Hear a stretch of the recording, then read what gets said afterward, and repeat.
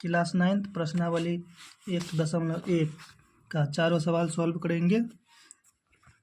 4 सवाल है, 1 2 3 4 सवाल हल करेंगे। इसके लिए क्वेश्चन पहले लिख लिए हैं टाइम बचाने के लिए। सवाल नंबर 1 क्या बोल रहा है? क्या शून्य एक परिमेय संख्या है? क्या इसे आप p/q के रूप में लिख सकते हैं, जहां p और q पूर्णांक है और q ≠ 0 होना चाहिए? तो इसका सॉल्यूशन हो जाएगा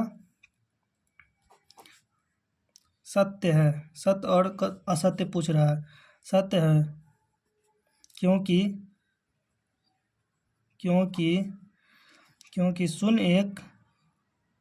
शून्य एक परिमेय संख्या है। इसे p/q बराबर 0/1 के रूप में लिख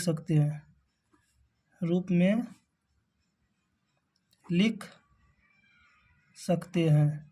इसीलिए 0 अपरिमेय संख्या है। सवाल नंबर दूसरा सवाल कह रहा है 3 और 4 के बीच 6 परिमेय संख्या ज्ञात करने बोल रहा है। इसका सॉल्यूशन देख लीजिए। 3 और 4 के बीच कितना परिमेय संख्या बोल रहा है? 6 परिमेय संख्या। जितना परिमेय संख्या बोला जाएगा उसमें 1 जोड़ देना है।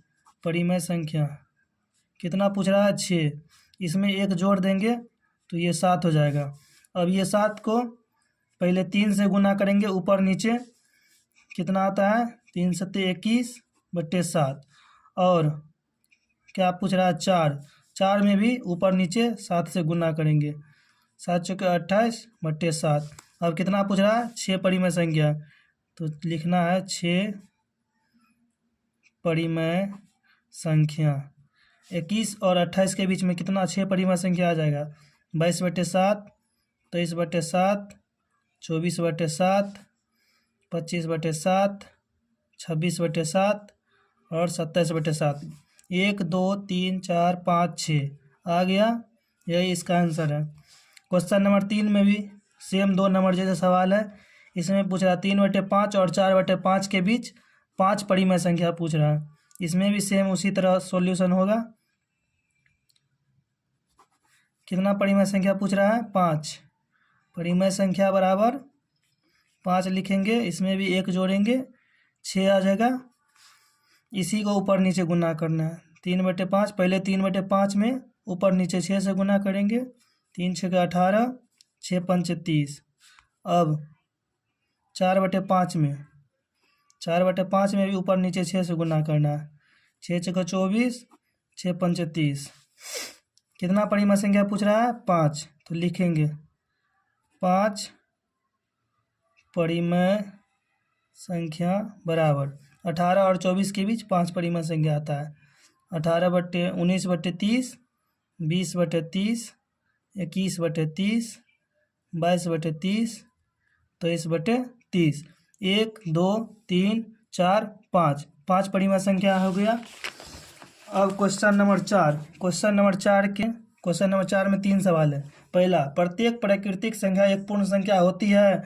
तो इसका आंसर होगा हाँ। सत्य और असत्य पूछ रहा है। हाँ, क्योंकि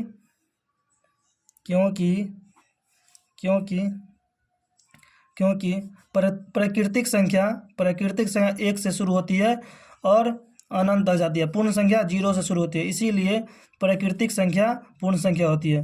क्योंकि प्राकृतिक संख्या 1 से शुरू होती है।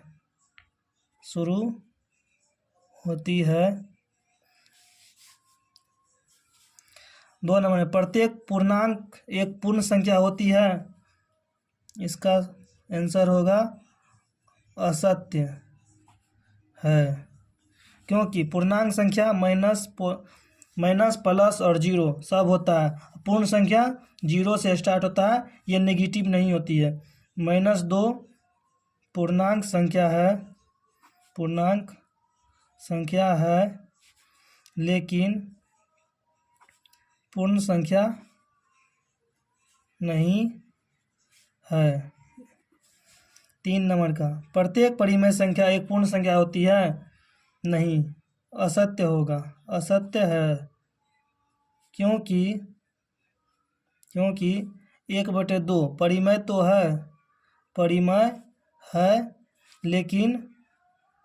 लेकिन पूर्ण संख्या नहीं है, इसीलिए यह असत्य होगा। आज का इतना ही होगा हम लोग का क्लास।